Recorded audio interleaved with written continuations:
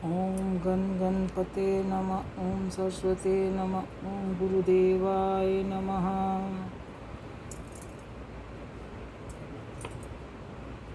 कार्तिक महत्व का 18वां अध्याय।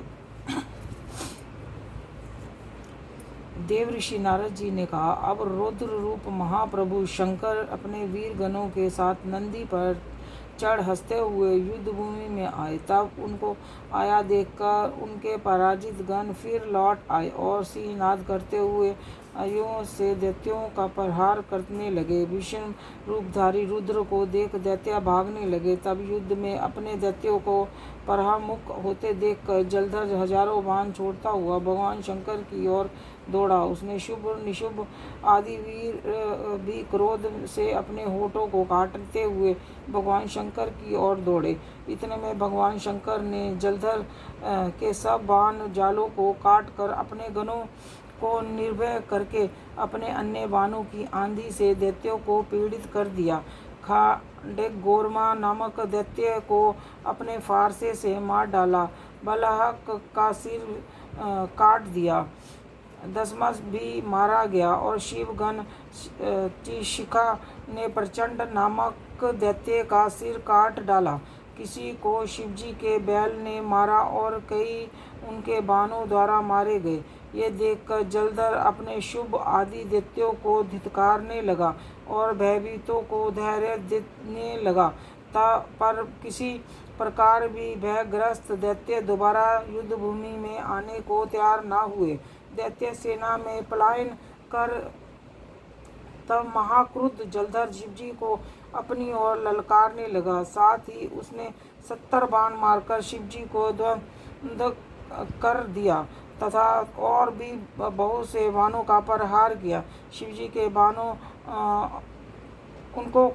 को काटते रहे, यहाँ तक कि उन्होंने जलधर की ध्वजा, छत्र और धनुष को भी काट दिया। फिर 7 बाण मारकर उसके शरीर में आघात पहुंचाया। धनुष के कट जाने से जलधर ने एक प्रचंड बाण मारकर उसकी गदा के टुकड़े टुकड़े कर दिए। तब उसने समझा कि ये मुझसे अधिक बलवान है। अतएव उसने गंधर्वी माया उत्पन्न कर दी। अनेक गंधर्व और अप्सराओं के गण उत्पन्न हो गए। बीना और मृदंग आदि बजाते एक साथ नृत्य और गान होने लगा। इससे अपने गणों सहित रुद्र भी मोहित हो गए। उन्होंने युद्ध बंद कर दिया।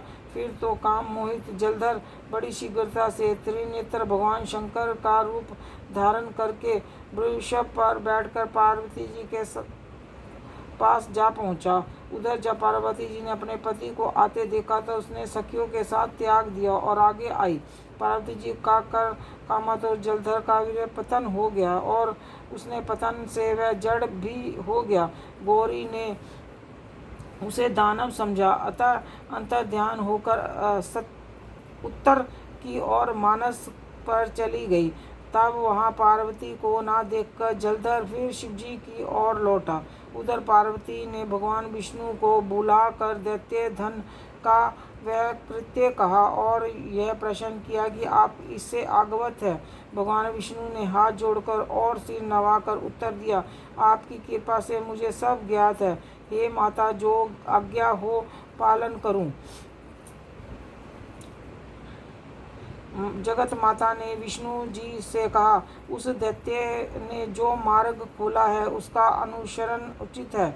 मैं तुम्हें आज्ञा देती हूँ कि तुम जाकर उसकी स्त्री का पति व्रत भ्रष्ट करो, वह दैत्य तभी मरेगा। पार्वती जी की ये आज्ञा पाते ही भगवान विष्णु उनको शिरोधार्य कर छल करने के लिए जलधर के नगर की ओर गए। 18वां अध्याय समाप्त। श्री कृष्ण गोविंद हरे मुरारी, हे नाथ नारायण वासुदेवा। श्री कृष्ण गोविंद हरे मुरारी, हे नाथ नारायण वासुदेवा। नारायण नारायण नारायण देवा, हे नाथ नारायण वासुदेव।